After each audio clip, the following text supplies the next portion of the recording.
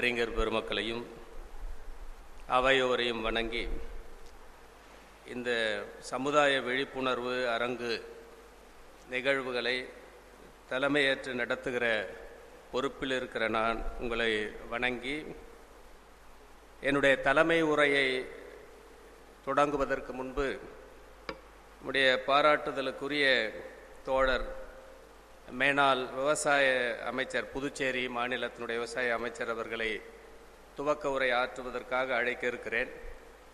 அதற்கான காரணத்தை நான் மிக சுருக்கமாக சொல்லிவிடுதல் மிக சிறப்பாக இருக்கும் என்று நான் கருதுகிறேன். குறிப்பாக எல்லோருக்கும் தெரிந்த ஒரு செய்தி தான், இந்திய விடுதலை என்பது ஆங்கிலேயர்களிடத்தில் இருந்து நாம் நம்மை மீட்டெடுத்து கொள்வதற்காக நடத்தப்பட்ட ஒரு போர் என்று சொன்னால், புதுச்சேரி விடுதலை என்பது 2 ஏகாதிபத்தியங்களை எதிர்த்து போரிட்ட ஒரு போர். அந்த 2 ஏகாதிபத்தியங்களுக்கு எதிரான போரிலேயும் 2 ஏகாதிபத்தியங்களாலும், குறிப்பாக ஆங்கில பிரெஞ்சு ஏகாதிபத்தியங்களால் ஒரே சமயத்தில் நாடு கடத்தல் என்கிற தண்டனைக்கு உள்ளாக்கப்பட்ட ஒரு மாபெரும் தலைவர் தான் மக்கள் தலைவர் சுப்பையா அவர்கள். தலைமறைவு வாழ்க்கை என்கிற ஒரு தவத்தை அவர் மேற்கொண்ட பல்வேறு இடங்களில் மிக முக்கியமான ஒரு இடம் கோட்டக்குப்பம் என்பதில் எங்களுக்கு எப்பொழுதுமே ஒரு பெருமை உண்டு. புதுச்சேரியில் இருக்கிற எங்களை போன்ற முற்போக்கு இயக்கத்தை சார்ந்து இருக்கிற சிந்தனையாளர்கள் எப்பொழுதும் கோட்டக்குப்பத்தை ஒரு நன்றி உணர்வோடு தான் நினைத்து பார்ப்போம். எங்கள் மாபெரும் தலைவரை போற்றி பாதுகாத்து காப்பாற்றி அவர் கண்ட வெற்றியை, சுதந்திரத்தை புதுச்சேரி மக்கள் அடைகிற பொழுது ஒரு மிகச்சிறந்த கோலாகலமான வெற்றி விழாவாக அதை தொடங்கி நடத்தி வைத்த பெருமை கோட்டக்குப்பம் பெருமக்களுக்கு உண்டு.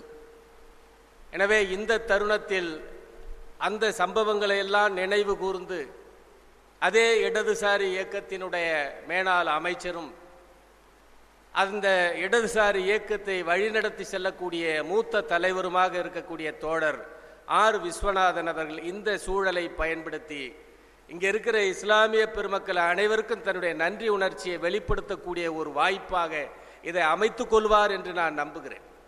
எனவே அந்த அடிப்படையில் இந்த பேச்சு மிக முக்கியமானது. எனவே தொடக்க உரையோடு இந்த அமர்வை தொடங்குவதில் நான் மகிழ்ச்சி அடைகிறேன். நம்முடைய அமைச்சர், மேலாள் அமைச்சர் விஸ்வநாதன் அவர்கள் இப்பொழுது தொடக்க உரை வழங்குவார்கள். ஜனாப் இப்ராஹிம் அன்வர்தீன் சாஹிப் நினைவு சமுதாய விழிப்புணர்வு அரங்கிலே தலைமையேற்றிருக்கக்கூடிய அன்பிற்கினிய தோழர், மக்கள் மத்தியிலே இடதுசார் சிந்தனைகளை விதைக்க வேண்டும் என்ற எண்ணத்திலே துடிப்போடு இருக்கக்கூடிய அன்பிற்கினிய தோழர் பேராசிரியர் இளங்கோ அவர்களே, முன்னிலை வைக்கக்கூடிய மரியாதைக்குரிய ஹாஜி அப்துல் ஹமீத் அவர்களே, ஹாஜி அகமது ஜவஹர் அவர்களே, மௌலி அக்பர் அலி ரப்மானி அவர்களே, வரவேற்பு நிகழ்த்திய அப்துல் முத்தலிப் அவர்களே, அறிஞர் பெருமக்களே, பெரியோர்களே, நண்பர்களே, உங்கள் அனைவருக்கும் முதற்கண் வணக்கத்தை நான் தெரிவித்துக் கொள்கின்றேன். நான் இந்த நூலகத்துக்கு நீண்ட காலமாக வர வேண்டும் என்ற ஒரு கருத்து என்னிடம் இருந்தது. அதை சென்ற வருடத்திலே இந்த நூலகத்திற்கு வந்து நான் பார்வையிட்டு அந்த நூலகத்துடைய ஒட்டுமொத்தமான பன்முகத்தன்மையை புரிந்து நேரில் அறிந்திருக்கின்றேன். இந்த பகுதியில் நான் நின்று பேசும் பொழுது ஒரு நன்றி உணர்ச்சியோடு ஒரு மனிதனுக்கு நன்றி சொல்வது அவனுடைய கடமையில் ஒன்றாக எடுத்துக்கொள்ள வேண்டும். அது ஒரு சாதாரண நிகழ்வாக இருந்தாலும் சரிதான், அதற்கு திருப்பி நன்றி என்று சொல்லக்கூடிய அந்த சொல் என்பது அது வளர்ச்சியை நோக்கி போய் செல்லும். கோட்டக்குப்பம் என்ற பகுதி என்று வரும் பொழுது இந்த அஞ்சுமன் நூலகம் அற்புதமான நோக்கத்தை கொண்டிருக்கிறது. அறிவு வளர்ச்சி, கல்வி அபிவிருத்தி, சுகாதார மேம்பாடு, சமூக நல்லிணக்கம், மார்க்க விழிப்புணர்வு, பொருளாதார மேம்பாடு. இதில் எடுத்துக்கொண்டால் இந்திய அரசியல் சட்டத்திலே முன்னுரையில் சொல்லப்பட்டிருக்கிற விஷயம் இதிலே அடங்கியிருக்கிறது என்பதை புரிந்து கொள்ள வேண்டும். எனவே இந்த நாடு ஒரு மதத்துக்கு சொந்தமானது அல்ல. எனவேதான் இறை நம்பிக்கை உள்ளவர்களும் அனைத்து மதத்தினரும் இந்த நாட்டில் இருக்கக்கூடிய தகுதி படைத்தவர்கள். ஆனால் விழிப்புணர்ச்சியும் அறிவு வளர்ச்சியும் சுகாதார மேம்பாடு என்பது பொதுவானது. அந்த நோக்கத்தில் இந்த நூலகம் அது நோக்கி செல்லக்கூடிய அந்த விசாலமான பார்வை என்பது நீண்ட பயணமானது. அது முடிவற்ற பயணமாக எடுத்துக்கொள்ள வேண்டும். எனவேதான் அதற்கு பொறுப்பில் இருக்கக்கூடிய முந்தையர்கள், இப்போது வழிநடத்தக்கூடியவர்கள், அவருக்கெல்லாம் என்னுடைய நெஞ்சார்ந்த தோழமையான வாழ்த்துக்களை தெரிவித்துக் கொள்கின்றேன். எனக்கு முன்னால் தலைவர் அவர்கள் ஒரு விஷயத்தை சொன்னார்கள். முதலில் விடுதலை போராட்டத்தில் மறைக்கப்பட்ட வரலாறு நிறைய இருக்கிறது. அந்த மறைக்கப்பட்ட வரலாறு என்று வரும்பொழுது அதில் வெளியிலே கொண்டு வரக்கூடிய ஒரு முயற்சியை அநேகமாக என் பின்னால் வரக்கூடிய ஸ்டாலின் குணசேகரன் அவர்கள் புத்தகம் வெளியிட்டிருக்கிறார். அதில் பல்வேறு விஷயத்தை முன்னிலைப்படுத்தியிருக்கிறார். புதுச்சேரி மண் 1954 நவம்பர் 1 தான் விடுதலை பெற்றது. துரதிர்ஷ்டம் என்னவென்று சொன்னால், அது விடுதலை நாள் எது என்று தெரியாமலேயே இந்த புதுச்சேரி அரசு ஆண்ட எந்த அரசாங்கம் இருந்தாலும் சரிதான், அவர்கள் எப்பொழுது பிறந்தது என்று தெரியாமல் இருந்தார். அதான் மிகப்பெரிய துரதிர்ஷ்டம். அதற்கும் போராட்டம் நடத்த வேண்டிய அவசியம் ஏற்பட்டது. அந்த போராட்டத்தை முன்னெடுத்தவன் என்ற அடிப்படையிலும் பக்கத்தில் இருக்கிற இளங்கோ அவர்களும் விடுதலை நாள் இதுதான் என்று சொல்லக்கூடிய தாக்குதல்கள் கொடுப்பதிலே எங்களுக்கு மிகப்பெரிய பிரபஞ்சன் உள்ளிட்டு அந்த கடமையை நாங்கள் செய்தோம். பின்னால் படிப்படியாக வந்து வரலாறு என்றைக்கும் புதைக்க முடியாது. வரலாறு என்று முன்னோக்கித்தான் செல்லும். அந்த வகையில் நவம்பர் 1 1954 நவம்பர் 1 தான் என்று அரசு பிரகடனப்படுத்திவிட்டு பிரெஞ்சு அரசாங்க நிர்வாகத்தின் கீழ் 54 பின்னால் அவர்கள் போட்ட கெசட்டில் என்ன இருக்கிறது என்பது கூட பார்ப்பதற்கு தகுதி இல்லாமல் இருந்தது. அப்பொழுது விடுதலை போராட்டத்தில் தலைநாயகனாக இருந்த தலைவர் சுப்பையா அவர்கள், மக்கள் தலைவர் சுப்பையா, அவர் ஜியோகிராபிக்கலா தேர்வு செய்யப்பட்ட இடங்கள், விடுதலை போராட்டத்திலே தேர்வு செய்யப்பட்ட இடங்கள் என்று எடுத்துக்கொண்டால், ஒன்று கோட்டகுப்பம், பிராணசுக்கு பாளையம், சன்னியாசிகுப்பம் என்ற ஒரு பகுதி. இதற்கு பக்கத்தில் இந்த வழியாக போயிடலாம். மாட்டுக்காரன் சாவடி, மொரட்டாண்டி, இந்த பகுதியெல்லாம் சுலபமாக போவதற்கான அப்பொழுது இருக்கக்கூடிய நிலையில் பார்க்க வேண்டும். இப்பொழுது இருக்க நிலையை வச்சு பார்க்கக்கூடாது. எனவே இவையெல்லாம் தேர்வு செய்து இங்கிருந்து புதுச்சேரியின் விடுதலை போராட்டத்துக்கு புகலிடமாக இருந்த பகுதி கோட்டகுப்பம் என்பதை நன்றியோடு புதுச்சேரி மக்கள் நினைவில் கொள்ள வேண்டும். அதற்கு உரிமையாளர்கள் என்ற அடிப்படையில் பெருமிதமும் இந்த பகுதி மக்களுக்கு என்றைக்கும் இருக்க வேண்டும்.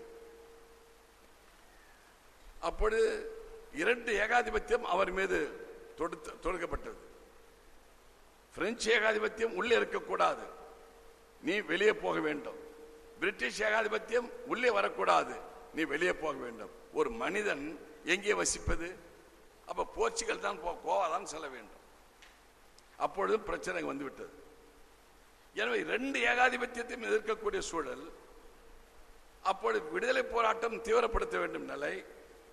எனவேதான் கோட்டகுப்பம் ஒரு மையமாக இருந்து விடுதலை போராட்ட வீரர்களை அழைத்து பேசுவதற்கு ஒரு தளமாக இது அமையப்பட்ட ஒரு பகுதி. எனவே அதில் நின்று பேசுவதிலே நன்றி உணர்வோடு நான் பேசுகிறேன். 1954 நவம்பர் 1ஆம் தேதி என்ன நடந்தது என்ற ஒரு செய்தியை மாயாண்டி பாரதி ஜனசக்தியுடைய ஆசிரியராக இருந்தார். அவர் நேரடியாக வந்து அங்கே தகவலை திரட்டி நவம்பர் 7ஆம் தேதி ஒரு மலர் வெளிவருகிறது. அந்த மலரிலே ஜனசக்தியில் வந்தது அன்றைக்கு வார பத்திரிகை. அந்த மலரிலே வந்த செய்தியை மட்டும் உங்களிடம் நான் படிக்க விரும்புகின்றேன். தோழர் சுப்பையாவுக்கு வரவேற்பு. கடந்த 7 வருட காலமாக நடைபெற்ற இவ்வளவு காட்சிகளுக்கும் புதுவை மக்களின் மனதில் பசுமணித்தரை போல் பதிந்திருந்தது. இந்த விடுதலை இயக்கத்தை ஆரம்பித்து வைத்த 20 வருட காலமாக தலைமை தாங்கி வரும் தோழர் சுப்பையாவை வரவேற்க நவம்பர் 1 மக்கள் புதுச்சேரி மக்கள் திரண்டெழுந்தனர். புதுச்சேரி அடுத்த யூனியன் பிரதேசத்தில் கோட்டக்குப்பத்தில் சுப்பையாவின் போராட்டத்தை தளம் இருப்பதால் அங்கு ஆயிரக்கணக்கான மக்கள் திரள ஆரம்பித்து விட்டார்கள். முதல் நாளே சுப்பையாவை கோட்டக்குப்பம் முஸ்லிம் மக்கள் பள்ளிவாசலுக்கு அழைத்து சென்று துவா செய்து மாலை அணிவித்து பாராட்டினார்கள். பேரை சொல்றேன்: மீர் நவாப் ஷா, AM ஹனீப், நாட்டாண்மை அப்துல் கஃபூர் ஆகியோர்கள் வெற்றி விழாவை கோட்டக்குப்பம் முதல் கொண்டாடுகிறது என்ற பெருமையோடு கூறினார்கள். முஸ்லிம் தாய்மார்கள், குழந்தைகள், பெரியவர்களும் கூட்டமாக வந்து பாராட்டி சென்றார்கள். இது ஒரு வரலாற்று செய்தி. இதை நான் சொல்வதற்கு காரணம் எங்களை பெருமைப்படுத்துவதற்காக அல்ல, வரலாற்றை முன்னோக்கி செல்ல வேண்டும் என்ற நோக்கம் தானே தவிர வேறொன்றுமில்லை. இப்பொழுது நமக்கு சமுதாயத்திலே விழிப்புணர்ச்சி தேவை. அந்த விழிப்புணர்ச்சி எந்தெந்த வகையில் தேவை என்று பல விஷயங்கள் இருக்கிறது. அந்த சமுதாய விழிப்புணர்வு என்று வரும் பொழுது இன்றைக்கு ஏன் இந்தியாவில் வறுமை வளர்கிறது, ஏழ்மை வளர்கிறது, இன்னொரு பக்கம் மிகப்பெரிய வசதி படைத்தவர்கள் மேலும் வசதியாக போய்கொண்டிருக்கிறார்கள். வசதி படைத்தவண்டா இங்க இருக்கிறவர்கள் பயணத்துக்கு போய் சென்றவர்கள் எடுத்துக்கொள்ளக்கூடாது. அப்ப இந்த இடைவெளி ஏன் ஏற்படுகிறது? இந்த இடைவெளிக்கான காரணம் என்ன என்பதை பற்றி சிந்திக்க வேண்டும். இந்த விளைவுகள் மக்கள் மத்தியில் எவ்வளவு பொருளாதார சீர்திருத்தங்களும் மிக அவசியப்படுகிறது. இந்த சூழல் ஒரு புறம் இருக்கிறது. இன்னொரு விழிப்புணர்ச்சி மிக அவசியமாக தேவை என்று நான் விரும்புகின்றேன். இந்திய போராட்ட வரலாற்றில் முஸ்லிமுடைய பங்கை குறைத்து பேசக்கூடிய ஒரு மோசமான நிலை இப்பொழுது ஏற்பட்டிருக்கிறது, அதிகமாக ஏற்பட்டிருக்கிறது. ஆனால் முஸ்லிமுடைய பங்கு என்பது இந்திய விடுதலை போராட்டத்திலும் புதுச்சேரி விடுதலை போராட்டத்திலும் மாபெரும் பங்கு இருந்தது என்பதை எத்தனை பேருக்கு நாம் அறிந்திருக்கிறோம், எத்தனை பேருக்கு நாம் சொல்லியிருக்கிறோம்? அந்த உண்மை வரலாற்றை எப்படி நாம் எடுத்துக்கொண்டு சொல்வது, இதை பார்க்க வேண்டும். இது போன்ற நிலை என்று வரும்பொழுதுதான் 1936 ஜூலை 30ஆம் தேதி உச்சகட்டமான போராட்டம், 8 மணி நேர வேலை என்று வேண்டும் என்பதற்கான போராட்டம். அந்த போராட்டத்தில் கலந்து கொண்ட பஞ்சால தொழிலாளர்கள், என்னுடைய தந்தையும் ஒரு பஞ்சால தொழிலாளி, 105 வயது இருந்தவர். அவர் உடலை தானமாக நாங்கள் செய்தோம். விடுதலை போராட்ட வீரர், மத்திய மாநில அரசு விடுதலை தாமிர பட்டம் வாங்கியவர். ஏன் இன்றைக்கு இந்த நிலை ஏன் ஏற்பட்டது?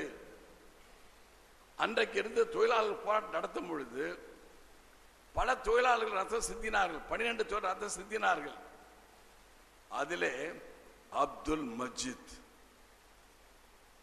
அவர் பீரங்கி சுடப்பட்டு கால் துண்டாடப்படுகிறது. நின்று அங்கு கிடைத்த பிரெஞ்சு ராணுவம் சுழல் துப்பாக்கியால் சுடுகிறது. ஆனால் அங்கிருந்த எந்திரத்தை எடுத்து திருப்பி அடிக்கிறார்கள். அப்துல் மஜீத்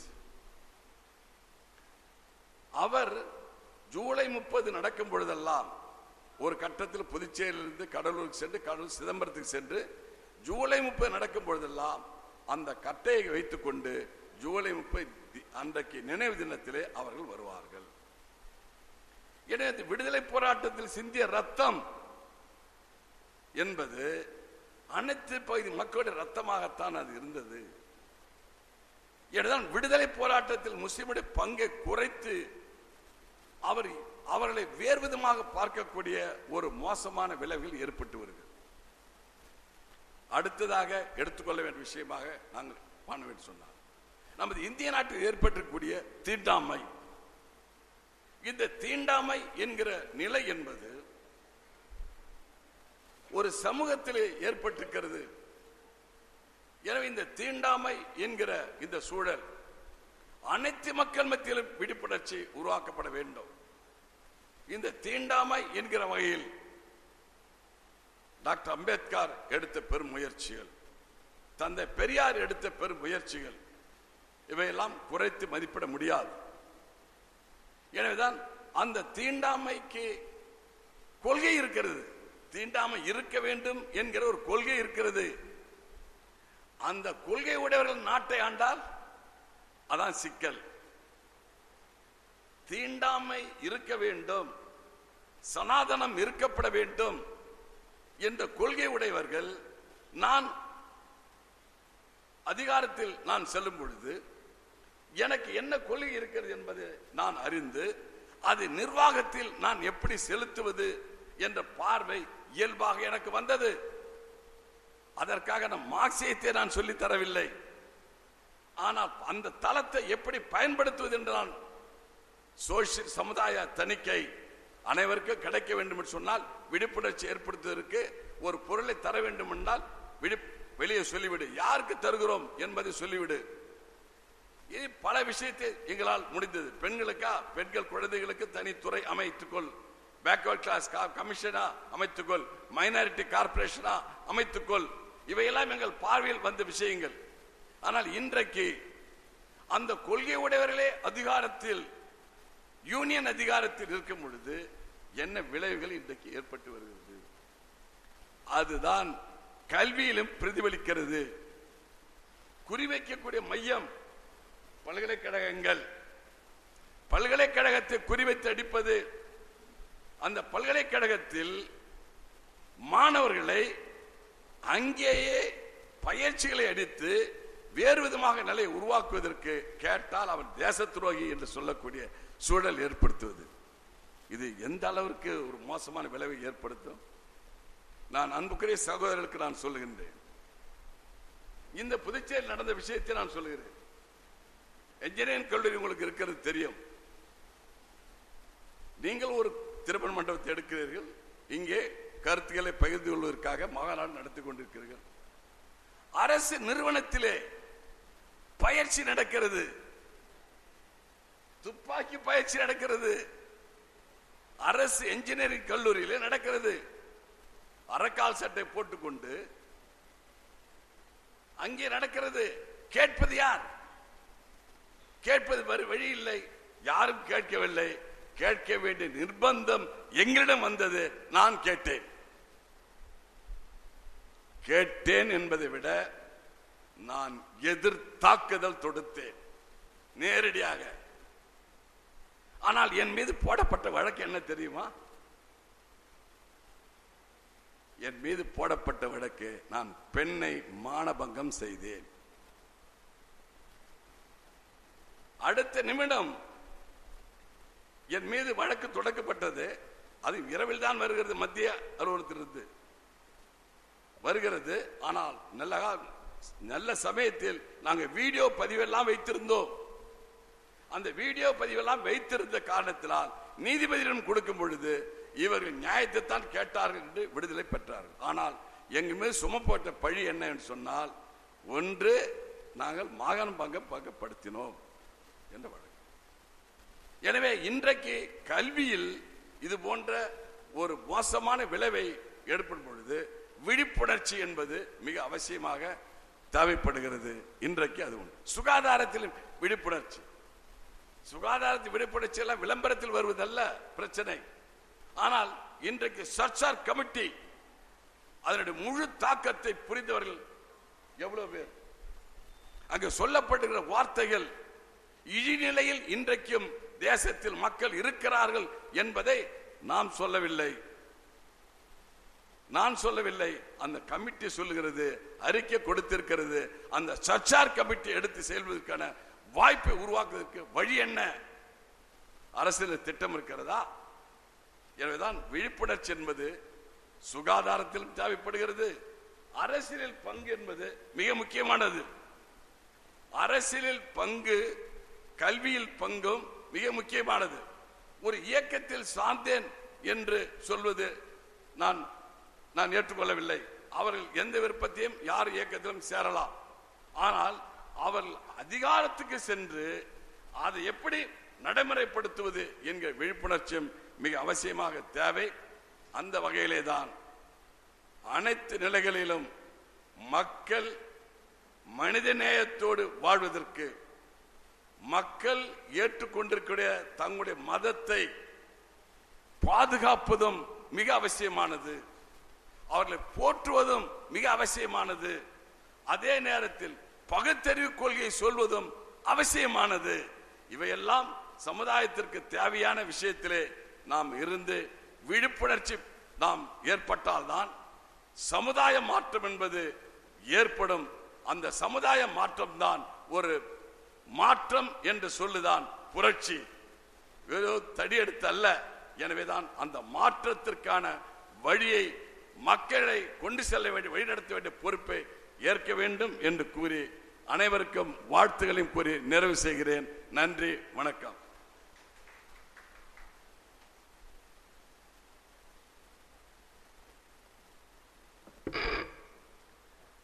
பாராட்டுதலுக்குரிய தோழர் ஆர்வி அவர்கள் இன்றைய இந்திய சூழலில் சில கவனிக்க தவறிய அம்சங்களை பதிவு செய்து தன்னுடைய தொடக்க உரையை மிக சிறப்பாக இங்கே ஆற்றியிருக்கிறார்கள்.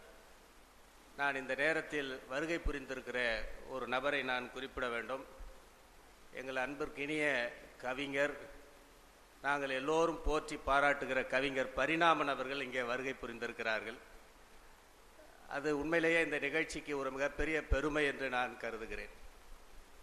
அதை போல நம்முடைய புதுச்சேரியில் மிக சிறப்பாக உரையாற்றுவதிலேயும் நெறிகாட்டுவதிலேயும் மிக இனிமையாக பேசுவதிலேயும் மேடையை தன்னுடைய வசப்படுத்துவதிலேயும் ஆற்றல் வாய்ந்தவராக இருக்கக்கூடிய நம்முடைய பாராட்டுதலுக்குரிய பால்ராஜ் குமார் அருட்தந்தை அவர்கள் இங்கே வருகை புரிந்திருக்கிறார்கள்.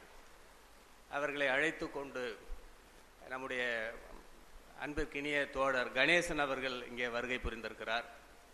பொறியாளர் தேவதாஸ் அவர்களும் இங்கே வருகை புரிந்திருக்கிறார்கள். எனவே இந்த அமர்வு என்பது உண்மையிலேயே ஒரு கவனிக்கத்தக்க அரங்காக மாறி இருக்கிறது. நான் தலைமை உரை என்கிற அடிப்படையில் மிக விரிவாக பேச விரும்பவில்லை. ஏனென்று சொன்னால் எப்பொழுதுமே நான் தலைமை ஏற்கிற பொழுது ஒரு செய்தியில் நான் மிகுந்த கவனமாக இருப்பேன். எத்தனை மணிக்கு தொடங்குகிறோம் என்பதை விட எத்தனை மணிக்கு முடிக்க வேண்டும் என்பதிலே நான் மிகுந்த கவனமாக இருப்பேன். என்றால் நம்மவர்களுக்கெல்லாம் கடிகாரங்களை பார்த்து பேசுகிற பழக்கம் என்பது கொஞ்சம் குறைந்து போய்விட்டது. நேரத்தை பற்றி கவலைப்படாமல் பேசிக்கொண்டே இருக்கக்கூடிய சூழல் பெருகி இருக்கிற காரணத்தினால் இந்த மாதிரி தருணங்களிலாவது உரிய நேரத்தில் உரிய செய்தியை உரிய முறையில் சொல்ல வேண்டும் என்கிற ஒரு கட்டாயம் இருக்கிறது என்கிற அடிப்படையில் நேரத்தை ரொம்ப கவனமாக நான் பின்பற்றுகிற பழக்கம் உண்டு. எனவே நிகழ்ச்சி சரியாக 1 மணியிலிருந்து 1:30 மணிக்குள் முடிந்துவிடும். அந்த உறுதிமொழியை நான் தந்துவிட்டு தான் இந்த நிகழ்ச்சியை தொடங்குகிறேன். தலைமை உரை, எனவே நான் நீண்ட விரிவுரை ஆற்ற விரும்பவில்லை. ஆனாலும் கூட ஒரு செய்தியை நான் இங்கே மிக முக்கியமாக பதிவு செய்ய வேண்டும். இன்றைக்கு சமுதாய விழிப்புணர்வு அரங்கம் என்று இங்கே அமைத்திருக்கிறோம். பேசுகிற போது அன்புக்கெரிய தோழர் லியாக்கத்தில் அவர்கள் கூட ஒரு செய்தியை சொன்னார். இந்த அஞ்சுமன் நூலகத்திலே விழா குழு என்று இருக்கிறது, இங்கே பொறுப்பாளர்கள் இருக்கிறார்கள், துணை பொறுப்பாளர்கள் இருக்கிறார்கள். அந்த எண்ணிக்கையெல்லாம் கூட்டினாலே அரங்கத்திலே இருக்கை காலியாக இருக்காது. வெளியிலேருந்து வர்றவங்களுக்கு தனியாக தான் இருக்கை போடணும். அப்படிப்பட்ட சூழலில் ஆனால் நாம் தொடங்குகிற பொழுது என்ன நிலைமை இருந்தது, ஏன் இந்த நிலைமை இருக்கிறது, ஏன் நாம் மக்களை இந்த திசையை நோக்கி திருப்ப முடியவில்லை என்கிற கேள்வியோடு அவர் தன்னுடைய தொடக்க உரையை ஆற்றினார். நான் அந்த கேள்வியில இருந்து தொடங்குகிறேன். ஏன் நூலகத்தை நோக்கி நம்மால் மக்களை ஈர்க்க முடியவில்லை? நூலகம் என்பது ஏன் அவர்களுக்கு அந்நியப்பட்டு இருக்கிறது என்கிற கேள்வி இன்றைக்கு மிக முக்கியமான கேள்வி. அதுக்கு கடந்த தலைமுறையில் இருக்கிறவர்களுக்கு ஒரு செய்தி நன்றாக தெரியும். கடந்த 30 ஆண்டுகளுக்கு முன்பு, 25 ஆண்டுகளுக்கு முன்பு வரை கூட கையிலே ஒரு புத்தகத்தை வைத்திருப்பதை ஒரு மிகப்பெரிய கௌரவமாக நினைத்த தலைமுறையில இருந்துதான் நாம் வந்தோம். கையிலே ஒரு புத்தகம் இருந்தது என்று சொன்னால் அவனுக்கு ஒரு தனித்த கௌரவமும் மரியாதையும் பெருமையும் இந்த சமூகத்திலே இருந்தது. கையிலே புத்தகம் வைத்திருப்பது மட்டுமல்ல, தனக்கு கிடைத்த எல்லாம் நூல்களை படிப்பதிலே செலவு செய்த ஒரு தலைமுறையை கடந்து இன்றைக்கு வந்திருக்கிறோம். நூல்களை வாசிப்பது என்பது எவ்வளவு இன்றியமையாதது, எவ்வளவு அவசியமானது, மனித மனத்தை பக்குவப்படுத்துவது என்பதை அறிஞர்கள் இன்றைக்கு மிக விரிவாக ஆராய்ச்சி செய்து சொல்லியிருக்கிறார். ஒரு புத்தகத்தை வாசிக்கிறீர்கள் என்று சொன்னால் வாசிக்கிற பொழுது உங்களுடைய மன உலகம் என்பது திறந்து கொள்கிறது. ஒரு நாவலை படிக்கிறீர்கள், ஒரு சிறுகதையை படிக்கிறீர்கள், ஒரு கவிதையை படிக்கிறீர்கள், அல்லது ஒரு கட்டுரையை படிக்கிறீர்கள், ஏதோ ஒன்றை வாசிக்கிறீர்கள். அந்த காலத்தில் எனக்கு நன்றாக நினைவில் இருக்கிறது, நான் சிறு வயதாக இருக்கிற பொழுது நூல்கள் எல்லாம் அவ்வளவு எளிமையாக கிடைத்து விடாது. எங்கள் ஊரிலே ஒருவர் புத்தகங்களை வைத்திருக்கிற பெருமைக்குரிய ஒருவர் இருந்தார். அந்த காலத்திலே புத்தகம் வைத்திருக்கிறவர் அந்த ஊரிலே பெருமைக்குரியவர். அவரிடத்திலே சில புத்தகங்கள் இருக்கும். குறிப்பாக விக்ரமாதித்தன் கதை அவரிடத்திலே இருக்கும். பொன்னியின் செல்வன் நாவல் அவர் வைத்திருப்பார். சிவகாமியின் சபதம் அவரிடத்திலே இருக்கும். கொத்தமங்கலம் சுப்பு எழுதிய தில்லானா மோகனாம்பாள் இருக்கும். இது போல பல புத்தகங்களை தன்னுடைய ட்ரங்க் பெட்டியிலே வைத்திருப்பார். அவரிடத்திலே போய் கெஞ்சி கேட்டு அந்த புத்தகங்களை வாங்கி கொண்டு வந்து படிக்கிற பழக்கம் உண்டு. விக்ரமாதித்தன் கதைகளை படித்த பொழுதும் சரி, தில்லானா மோகனாம்பாளை படித்த பொழுதும் சரி, பொன்னியின் செல்வனை படித்த பொழுதும் சரி, அந்த நாவல்களை படிக்கிற, அந்த புத்தகங்களை படிக்கிற பொழுதெல்லாம் என்னுடைய மனத்திரையில் காட்சிகள் விரிந்து அந்த உலகத்தில் நான் இயங்குவதைப் போல நான் அனுபவித்த காலங்கள் உண்டு. உங்களுக்கு எல்லோருக்குமே அந்த அனுபவம் வாய்த்திருக்கும். ஒரு புத்தகத்தை வாசிக்கிற பொழுது உங்களுடைய மனத்திரை, என்னுடைய திரை விலகுகிறது. விலகுகிற பொழுது உங்களுடைய கற்பனை திறன் மேம்படுகிறது.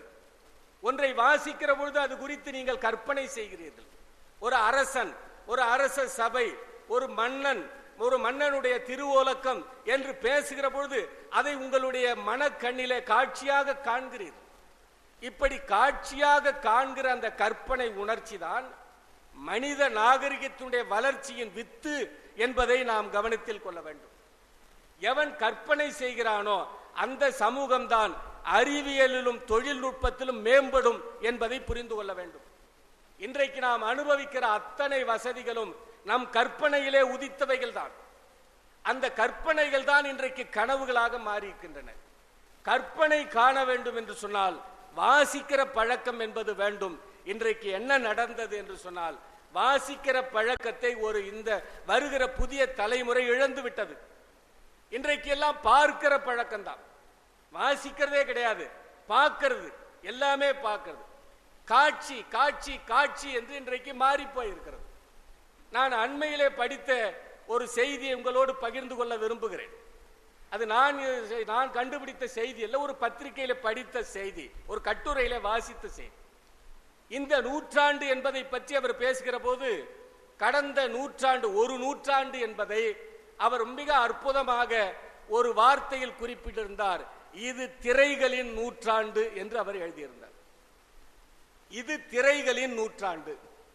என்ன திரை என்று கேட்டால் அவர் 3 திரைகளை குறிப்பிடுகிறார். முதல் திரை, அது பெரிய அகலமான திரை, மிகப்பெரிய திரை. அந்த திரை எது என்பது உங்களுக்கு தெரியும். அது நம்முடைய கவனத்திற்கு 100 ஆண்டுகள் ஆகின்றன. மிகப்பெரிய திரை. அந்த திரை திரைப்படம் பார்க்கிற சினிமா கொட்டகை என்ற உடைய திரை. அடுத்து ஒரு திரை வந்தது.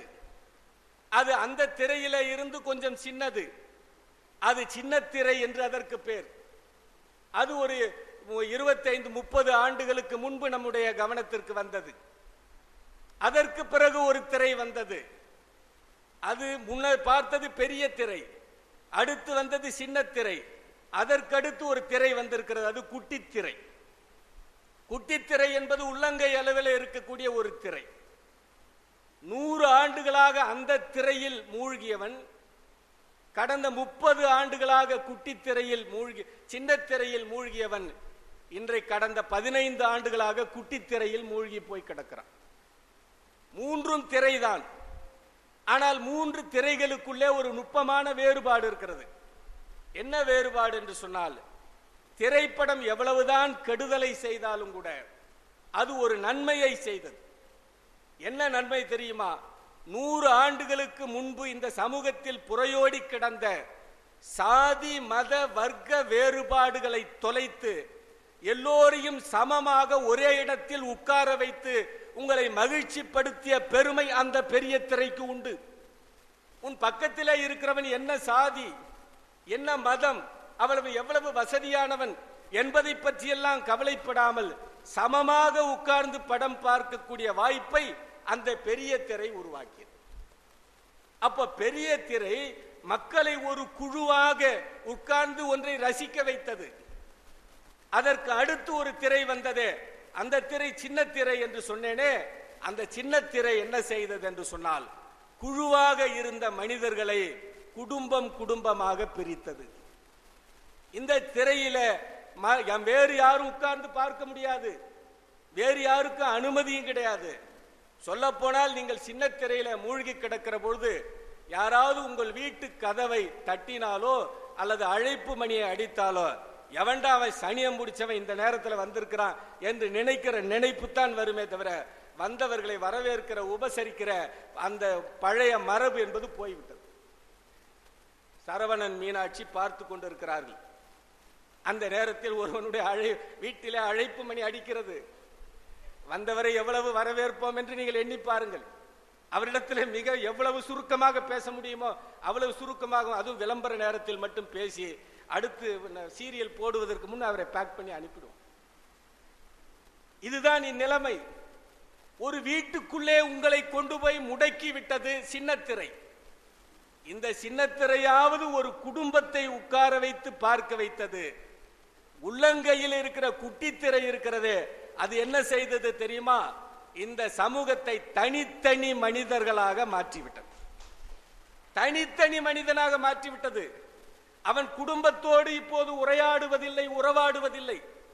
சமூகத்தோடு உரையாடுவதில்லை. அவன் தனித்தனி தீவாக மாறி போயிருக்கிறது. அவன் கையிலே வைத்துக் கொண்டு, எங்கள் கல்லூரி மாணவிதான் ஒரு கவிதை எழுதினாள். ஔவையார் கல்லூரியில ஒரு மாணவி ஒரு கவிதை எழுதினாள். அன்றைக்கு பெண்கள் எல்லாம் குனிந்த தலையோடு இருந்தார்கள், அதற்கு பேர் நாணம். இன்றைக்கும் எங்கள் பெண்கள் குனிந்த தலையோடு இருக்கிறார்கள், அதற்கு காரணம் செல்பேசி என்று எழுதினார். எப்போதும் செல்பேசி வைத்துக் கொண்டு குனிந்த தலையோட இருக்கிறாள் ஒரு பெண். எதையாவது நோண்டிக்கிட்டே இருக்கிறா, யாருக்காவது மெசேஜ் அனுப்பிக்கிட்டே இருக்கிறான். இந்த செல்போன் வந்த பிறகு நடக்கிற கொடுமைகளை எல்லாம் எங்களை மாதிரி கல்லூரி பேராசிரியர்களுக்கு தான் தெரியும். பஸ் ஸ்டாப்ல இறங்கி பொண்ணு காதுல வச்சதுன்னா ஒரு போனை, கிளாஸ் ரூம் உள்ள நுழையிற வரைக்கும் எடுக்கவே எடுக்காது. என்ன பேசுது, யாருகிட்ட பேசுதுன்னே கண்டுபிடிக்க முடியாது. அப்படி பேச்சு மாறி மாறி மாறி பேசிக் கொண்டிருக்கிறான். அந்த திரை இருக்கிறதே, அந்த மனித சமூகத்தை குழுவில இருந்து குடும்பத்தில இருந்து தனித்தனி மனிதர்களாக மாற்றிவிட்டது. இந்த 3 திரைகள் தான் இன்றைக்கு உலகத்தை ஆட்சி செய்கின்றன. இந்த 3 திரைகளில இருந்து நீங்கள் விலக வேண்டும் என்று சொன்னால், 3 திரைகள் போட்டிருக்கிற இந்த சமூக சீர்கேடுகளில இருந்து நீங்கள் விடிவு பெற வேண்டும் என்று சொன்னால், விடுதலை ஆக வேண்டும் என்று சொன்னால், நூலகத்தை நோக்கி நீங்கள் படையெடுக்க வேண்டிய காலத்தினுடைய கட்டாயம் இருக்கிறது என்பதை நீங்கள் உணர்ந்து கொள்ள வேண்டும். நூல்கள் தான், நூலகங்கள் தான் நாளைய விடியலுக்குரிய அஸ்திவாரங்கள் என்பதை புரிந்து கொள்ளுகிற காலம் வரும். அப்படிப்பட்ட காலம் வருகிற பொழுது இன்றைக்கு தொடங்கி இருக்கிற இந்த 90ஆம் ஆண்டு அஞ்சுமனுடைய 90ஆம் ஆண்டு விழா என்பது இன்னும் 10 ஆண்டு கால சவால்களை சந்தித்து 100ஆம் ஆண்டு விழாவை கொண்டாடுகிற பொழுது கோட்டக்குப்பமே திருவிழா கோலத்தில் இருக்க வேண்டும், இருக்கும் என்கிற நம்பிக்கை எனக்கு இருக்கிறது. இது ஏதோ யாரோ சில பேர் நடத்துகிற நிகழ்ச்சி என்று இல்லாமல் கோட்டக்குப்பமே திரண்டு தோழர் விஸ்வநாதன் அவர்கள் சொல்லுகிற போது ஒரு செய்தியை சொன்னாரே, மக்கள் தலைவர் சுப்பையா அவர்களை கொண்டு போய் அங்கே பள்ளிவாசலில் வைத்து அவருக்காக துவா செய்து விடுதலை பெற்ற புதுச்சேரியில பொறுப்பை ஏற்க அவரை வழியனுப்பி வைத்தார்களே, அதை போல உலகத்தில் இருக்கிற பன்னாட்டு மக்களை எல்லாம் இங்கே வரவழைத்து அஞ்சுமன் நூலகம் இருக்கிற ஊருக்கு வருகை புரிந்திருக்கிறீர்கள். இது ஒரு புனித மண் என்று நீங்கள் எல்லோரும் சொல்லுகிற நினைக்கிற காலம் நூற்றாண்டுக்குள் வர வேண்டும் என்பதை நாங்கள் விரும்புகிறோம். இந்த மாற்றத்தை நோக்கித்தான் நாம் அடியெடுத்து வைக்க வேண்டும். அதுதான் இன்றைக்கு தேவைப்படுகிற மிக முக்கியமான செய்தி. இந்த விழிப்புணர்வை நாம் பெறுவோம் என்று சொன்னால், இந்த சாதாரண சின்ன விழிப்புணர்வை நம்மால் பெற முடியவில்லை என்று சொன்னால், இன்றைக்கு சமூகத்தில் இருக்கக்கூடிய மிகப்பெரிய சவால்களை நாம் எப்படி எதிர்கொள்ள முடியும்? தோழர் அவர்கள் பேசுகிற பொழுது சொன்னாரே, கல்வியிலே, வரலாற்றிலே, பாட புத்தகங்களிலே இன்றைக்கு வரலாற்று திரிவுகள் நடந்து கொண்டிருக்கின்றன. அவனவன் விருப்பப்பட்ட மாதிரி வரலாறுகளை எழுதி கொண்டிருக்கிறான். வரலாறே விருப்பப்பட்ட மாதிரி எழுதுறது தான். விருப்பப்பட்டது போல வரலாற்றை எழுதி கொண்டிருக்க இன்றைக்கு திட்டமிட்டு நடக்கிறது. கடந்த 50 ஆண்டுகளாக விடுதலை இந்தியாவில் விடுதலை போராட்ட வரலாற்றை எழுதிய நூல்களை எல்லாம் நீங்கள் தலைகீழாக கட்டி கவிழ்த்து புரட்டி பார்த்தால் கூட ஒரு இஸ்லாமிய போராளியினுடைய பங்களிப்பு கூட முதன்மை பெற்றிருக்காது என்பது ஒரு வரலாற்று சோகம். இந்த சோகத்தை யார் மாற்றுவது? மாற்றுகிற பொறுப்பு யார் இருக்கிற இடத்துல இருக்கிறது என்று சொன்னால், இதை போன்ற நூலகங்களை நாடி வருகிற இளைய தலைமுறை இடத்துல இருக்கிறது. இளைய தலைமுறைகள் அந்த வேலைகளை செய்ய வேண்டும். அதனால்தான் இந்த நூலகம் என்பதை மையமாக வைத்துக் கொண்டு இங்கே ஒரு சமூக விழிப்புணர்வு, இங்கே ஒரு சமூக விடியலுக்கான தேடல், அடுத்த மாற்றத்திற்கான ஒரு திறவுகோல் என்பதாக இதை மாற்ற வேண்டும் என்று மிக அரும்பாடுபட்டு இந்த நிகழ்ச்சியை அமைத்திருக்கிறார். எங்களை போன்றவர்கள் எல்லாம் பெருமிதத்தோடு இந்த கோட்டகுப்பத்தை திரும்பி பார்க்கிறோம், இந்த நூலகத்தை வியந்து பார்க்கிறோம். ஆனால் உள்ளே இருக்கிறவர்களுக்கு அதனுடைய அருமை தெரியவில்லை, அதனுடைய பெருமை தெரியவில்லை, வந்திருக்கிற சிறப்பு விருந்தினர்களை பற்றி தெரியவில்லை. யார் யாரெல்லாம் நம்ம ஊருக்கு வந்திருக்கிறார், அவர்கள் எல்லாம் பேசுகிறார்களே, போய் கேட்க வேண்டும் என்கிற உணர்வு அற்று இருக்கிறோமே. இந்த நிலை மாறும் என்கிற நம்பிக்கை எனக்கு இருக்கிறது. அது மாற வேண்டும். அதற்கான மாற்றத்தை நோக்கி நாம் போக வேண்டும் என்கிற தலைமை உரையோடு இந்த நிகழ்ச்சியிலே அரங்கத்தை நான் தொடங்கி வைக்கிறேன். நம்முடைய அருட்தந்தை பால்ராஜ்குமார் அவர்களை பற்றி நான் வந்தவுடனே சொன்னேன். எப்பொழுதுமே அவர் பேச்சின் மேலே எனக்கு ஒரு தனித்த ஈடுபாடு உண்டு. எந்த அவையிலே பேசினாலும் அந்த அவையை வசீகரிக்கக்கூடிய ஆற்றல் அவருக்கு உண்டு. மாணவர்களிடத்தில் பேசினாலும் சரி, முதியவர்களிடத்தில் பேசினாலும் சரி, அவர்களை வசீகரிக்கக்கூடிய ஆற்றல் வாய்ந்த பேச்சுக்கு சொந்தக்காரர், தீவிரமான சிந்தனையாளர். அவர் இந்த அரங்கத்திற்கு வந்திருப்பது உண்மையிலேயே நமக்கு ஒரு மிகப்பெரிய மகிழ்ச்சியும் பெருமையும் தருகிறது. அவர்கள் இப்பொழுது இந்த அரங்கத்திலே சந்தை உலகின் விந்தை கல்வி என்கிற தலைப்பிலே பேச வருகிறார்கள். ஒவ்வொரு பேச்சாளருக்கும் 25 மணித்துளிகளிலிருந்து 30 மணித்துளிகள் என்று நாங்கள் நேரம் ஒதுக்கி இருக்கிறோம். ஏனென்றால் நேரத்தில் நாம் கவனமாக இருப்பது என்பது வருகிற பார்வையாளர்களை திரும்ப மாலையில வரவழைப்பதற்கு உதவியாக இருக்கும்.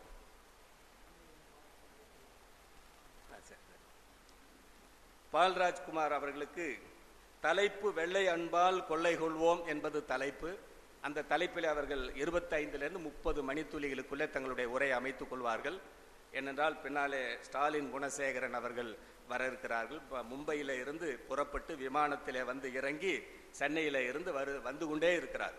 அவர்கள் உடைய சிறப்புரையும் பின்னாலே இருக்கிறது என்கிற காரணத்தினாலே நேரத்தை நாம் கவனமாக கை கொள்ள வேண்டும் என்று சொல்லி அவரை பேசுமாறு அன்போடு அழைக்கிறேன். உலகை ஆளும் அருள்நிறை இறைவன் தாளை என்னிரு கரங்கள் கூப்பி இதமுடன் வணங்குகிறேன். என்னிடம் இருப்பதெல்லாம் இறைவனின் அன்பே என்றால், இறைவா உன் அருளை கோருதல்தான் அடியேனின் கடமை என்றோ. அஞ்சுமன் 90ஆம் ஆண்டு நூலகப் பெருவிழா. பேராசிரியர் முனைவர் இளங்கோ அற்புதமாக குறிப்பிட்டார். இது காட்சி காணுகின்ற உலகம், படிக்கின்ற உலகம் அல்ல.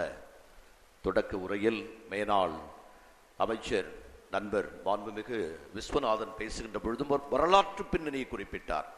உமர் புலவர் இருக்கிறார், கவிஞர் இருக்கிறார். நண்பர் கணேசனை இந்த நேரத்தில் நான் நன்றி உணர்வோடு நினைத்து பார்க்கிறேன். இப்படிப்பட்ட ஒரு அற்புதமான அரங்கிற்கு என்னை அறிமுகம் செய்து வைத்தது நண்பர் கணேசன் தான். நான் பேசுவதற்கு முன்பு கண்டிப்பாக இந்த 25 நிமிடங்கள் என்பதை விட எவ்வளவு சுருக்கமாக, நெஞ்சுக்கு நெருக்கமாக பேச வேண்டும் என்பது நம்முடைய எதிர்பார்ப்பு.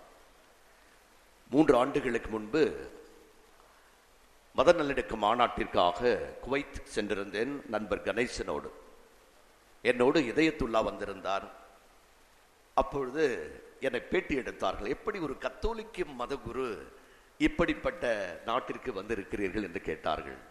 அப்பொழுது நான் சொன்னேன், நான் இறந்த பிற்பாடு என்னுடைய ஒரு கண்ணை எடுத்து ஒரு இந்து சகோதரருக்கும் இன்னொரு கண்ணை எடுத்து ஒரு இஸ்லாமிய சகோதரருக்கும் கொடுக்க வேண்டும். காரணம் என்னவென்று சொன்னால், காலமெல்லாம் இந்த 2 கண்களும் பைபிளையே படித்து விட்டது. இறந்த பிற்பாடு ஒரு கண்ணால் பகவத்கீதையும் இன்னொரு கண்ணால் குரானையும் இது படிக்கட்டும் என்று நான் குறிப்பிட்டேன். தோன்றி மறையும் காளான்களுக்கும் வீண்டு மடியும் வெட்டில் பூச்சிகளுக்கும் யார் யாருக்கோ உழைத்து தேன் சேர்க்கும் தேனீக்களுக்கும் யார் கண்ணிலும் படாமல் மலரும் காட்டுப்பூவிற்கும் பரமனின் படைப்பில் ஒரு பணி இருக்கிறது. படைக்கப்பட்ட அத்தனை பேருக்குமே ஒரு அற்புதமான பணி இருப்பதைத்தான் நீங்களும் நானும் உணர்ந்து வந்திருக்கிறோம்.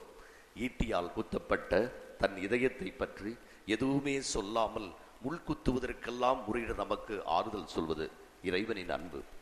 மார்பு சுரக்கன் மறந்த போதும் நெஞ்சில் ஈரசுமை தாங்காது நிலவை கூப்பிட்டு சோறு போட சொல்வது இது தாயின் அன்பு. இன்பத்தில் மட்டுமல்ல துன்பத்திலும், சுகத்தில் மட்டுமல்ல சோகத்திலும் இமை தூக்கி எரிந்துவிட்டு நமக்காக கண்விழித்து காத்திருப்பது நண்பனின் அன்பு. மழை வருவதற்கு முன்பே குடைபிடித்துக் கொண்டு போகும் இது காதலர்களின் அன்பு.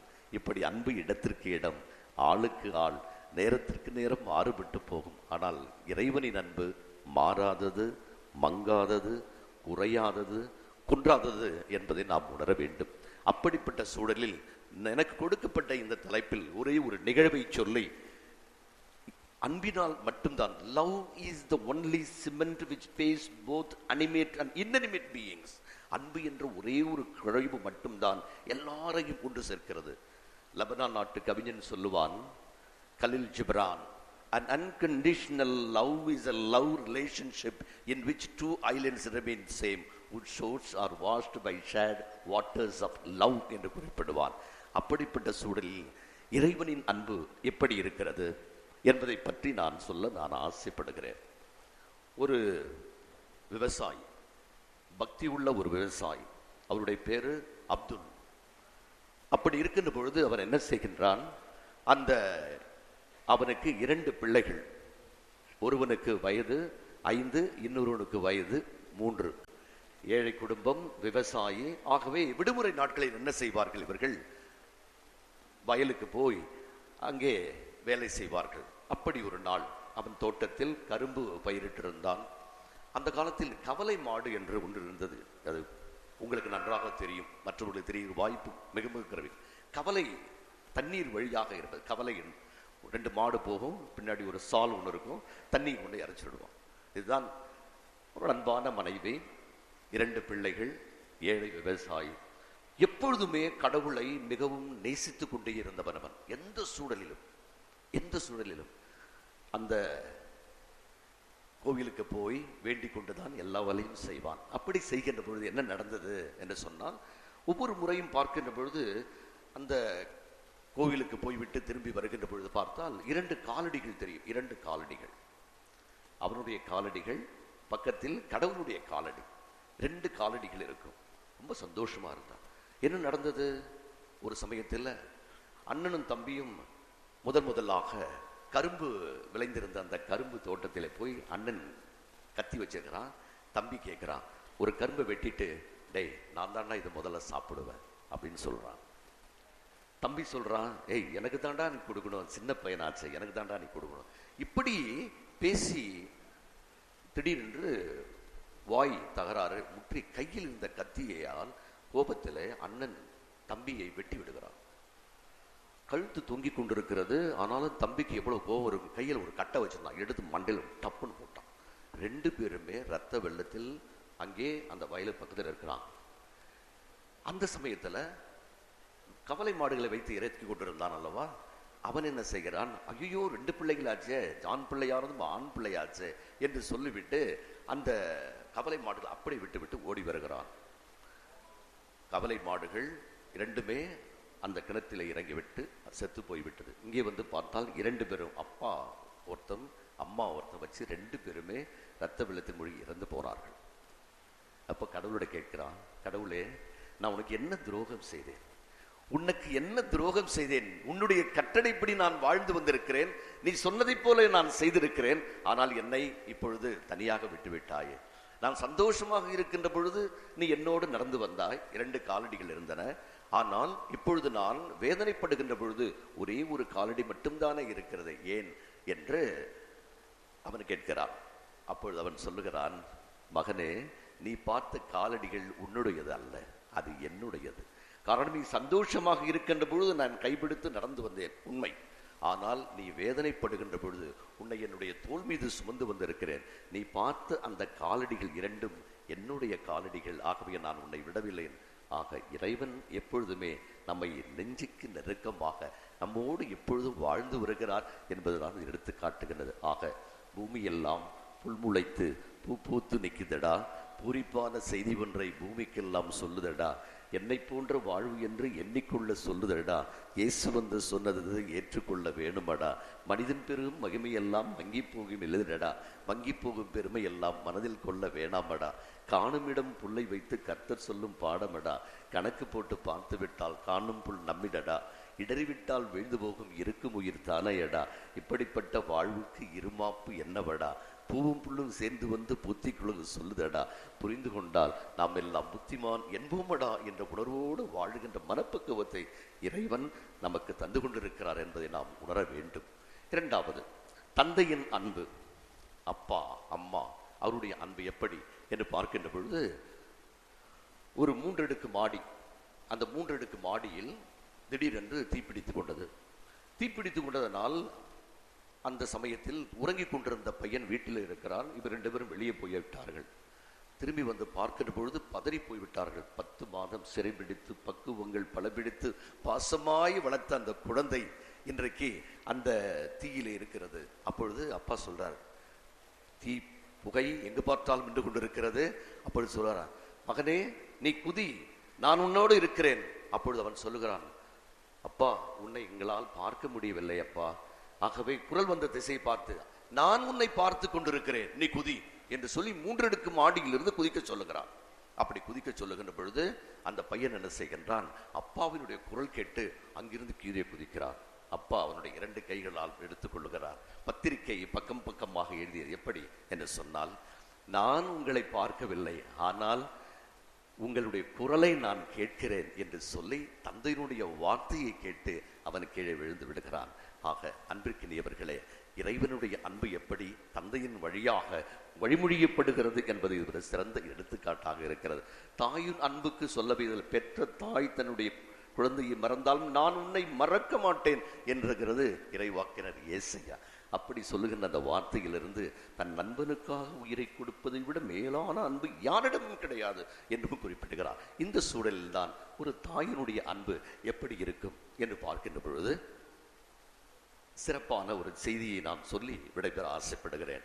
என்ன செய்தி அது என்று பார்த்தால், அம்மா அம்மா என்று வார்த்தையினுடைய அர்த்தம் என்ன என்று பார்க்கின்ற பொழுது இறைவனுடைய அருள் எப்படி இருக்கு. கவி பேரரசு வைரமுத்து அற்புதமாக சொல்லுவான், என் கவிதைக்கு பொருள் தந்த கலைவாணி நீதான், என் கனவோடு கேட்கின்ற காசலங்கி நீதான், பேச்சுக்கு உயிர் தந்த சப்தங்கள் நீதான், என்னை பேசாமல் செய்கின்ற மௌனங்கள் நீதான், சப்தங்கள் இல்லாத சங்கீதம் நீதான், என்னை சாகாமல் செய்கின்ற சஞ்சீவி நீதான், இருட்டுக்குள் தெரிகின்ற ஒளிவட்டம் நீதான், என் இரு கண்ணில் தெரிகின்ற ஒரு காட்சி நீதான், தூரத்தில் மயிலால் தொட்டவிழும் நீதான், பக்கத்தில் நக்கினியாய் சுட்டவிழும் நீதான் என்று அற்புதமான அந்த டூயட் என்ற படத்திலிருந்து குறிப்பிடுவான். இந்த அஞ்சுமன் நூலகம் 90ஆம் ஆண்டு அற்புதமாக பேராசிரியர் முனைவர் இளங்கோ குறிப்பிட்டார். என்ன என்று பார்க்கின்ற பொழுது, புத்தகத்தை உலகை படிப்போம், உலகையே புத்தகமாக படிப்போம், எடுத்து வாசி என்ற ஒரு புத்தகத்தின் வாயிலாக ஒரு பெரிய புனிதர் உருவாகி இருக்கிறார், புனித அகுஸ்தீனார்.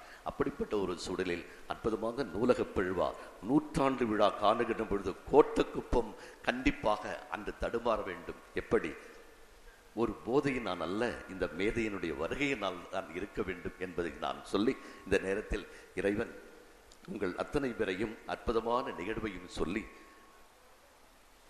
பஞ்சில் நடந்தாலும் பாதத்திற்கு வலிக்கும் என்று நெஞ்சில் சுமந்தேனே நெருஞ்சியாய் போனதேனோ, பூச்சிரத்து வச்சாலும் கூந்தலுக்கு பாரம் என்று வஞ்சி உனக்காய் வருந்தினேனே வஞ்சகையாய் போனதேனோ, கங்கை நிதையாய் ஓடி வந்தாய், குளிர்வித்தாய், குணமளித்தாய், பொங்கிடும் கண்ணீர் விழுத்தில் அவிழ்த்து விடவாய் என்ற சோக ராகம் இல்லாமல் ஒரு ஆனந்த ராகமாக அபூர்வ ராகமாக இருக்க வேண்டும் என்று சொல்லி, மலை பிறந்து தரை வளரும் மாநதிகள் இங்கு உண்டு, தரை பெயர்ந்து நிலையுயரும் காவிரியும் இங்கு உண்டு, ஊருக்கு ஒரு கோயில் உண்டு, ஆளுக்கு ஒரு தெய்வம் உண்டு, நெல் கொடுக்கு மரமிருந்தம் நிம்மதிதான் யாருக்கு உண்டு, நிலக்கரிக்கு சுரங்கம் உண்டு, மண்ணை இங்கு உண்டு, நல்ல எண்ணத்தோடு வாழ வேண்டிய வரத்தையும் தைரியத்தையும் உங்கள் அத்தனை பேருக்கும் தர வேண்டுமாய் உங்களை கேட்டு உங்களுக்காக ஜெபித்து விடைபெறுகிறேன். நன்றி. ஏற்கனவே அருட்தந்தை அவர்களுடைய பேச்சை கேட்டிருக்கின்றேன். இந்த நிகழ்விற்காக நாம் சர்வ சமயத்திலிருந்தும் ஒரு பேச்சாளரை இங்கே அறிமுகப்படுத்த வேண்டும் என்ற அடிப்படையிலே நம்முடைய தோழர் இளங்கோவோடு கேட்டுக்கொண்டிருந்த போது அவர்கள் நம்முடைய அருட்தந்தையை அதற்காக சிபாரிசு செய்தார்கள். அப்பொழுது எனக்கு நினைவுக்கு வந்தது பாரதிதாசனுடைய இந்த வரி, வானை தழுவும் வெள்ளை அன்பால் இதை புள்ள மனிதருக்கும் கூறடா தோழனே என்றார். அந்த அந்த வரிகளிலிருந்து தான் இந்த பேச்சுக்கான தலைப்பு எடுக்கப்பட்டது. அந்த பேச்சை எப்படி நாம் எதிர்பார்த்திருந்தோமோ அதைவிட பன்மடங்கு சிறப்பாக எப்படி அன்பால் மக்களை கொள்ளை கொள்ள முடியும் என்பது குறித்து பேசி சென்றிருக்கிறார்கள். இதைவிட மிக முக்கியமான ஒரு செய்தி, அவர்கள் நான் இப்பொழுது 2 கண்களில் வைத்து பைபிளை முழுமையாக படித்து விட்டேன். நான் இறந்த பிறகு என்னுடைய ஒரு கண்ணை முஸ்லிமுக்கும் ஒரு கண்ணை இந்துவுக்கும் தானமாக தந்து அதன் மூலமாக குரானையும் கீதையும் வாசிக்க வேண்டும் என்று அவர்களுடைய ஆசையை சொன்னார்கள். அந்த ஆசை நீங்கள் இறந்து நிறைவேற வேண்டாம், நீங்கள் உயிரோடு இருக்கும்போதே, நீங்கள் எங்களோடு இருக்கும்போதே நிறைவேற வேண்டும் என்று கேட்டு உடனடியாக இப்பொழுது மிக சிறந்த நூலாகிய புனித குரானை பரிசளிப்பதிலே இந்த அஞ்சுமன் பெருமை கொள்கிறது. அதை பரிசளிப்பதற்காக நம்முடைய தலைவர் நான் இளங்கோ அவர்களை பரிசளிக்குமாறு கேட்கிறேன்.